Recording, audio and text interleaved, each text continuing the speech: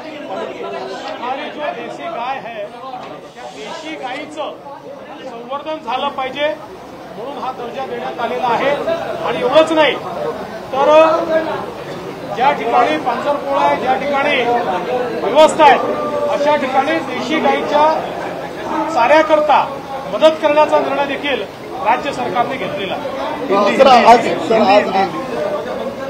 देसी गाय ये हमारे किसानों के लिए वरदान है और हमने इसीलिए ये दर्जा देने का निर्णय लिया है।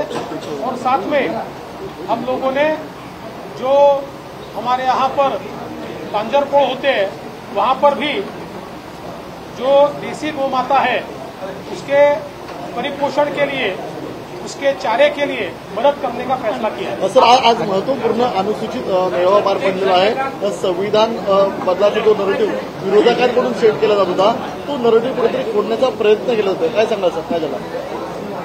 अनुसूचित जाती मोर्चा भारतीय जनता पक्षाचं संमेलन आता झालेलं आहे आणि ज्या प्रकारे संविधान बदलाचा आणि आरक्षण संपेल असा फेक नरेटिव्ह मागच्या निवडणुकीमध्ये काँग्रेस आणि त्यांच्या मित्र पक्षांनी चालवला होता, आज त्यांचा खरा चेहरा उघड झाला आहे।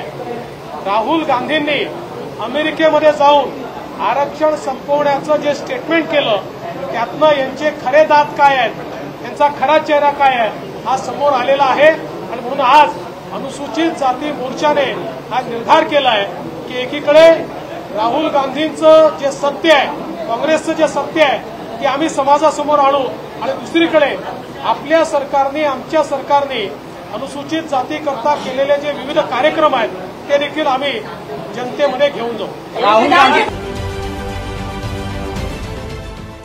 देश विदेशातील प्रत्येक घडामोडींचे लाईव्ह अपडेट मिळवण्यासाठी आता साम टीव्हीच्या सर्व सोशल मीडिया प्लॅटफॉर्मला लाईक, फॉलो आणि सबस्क्राईब करा।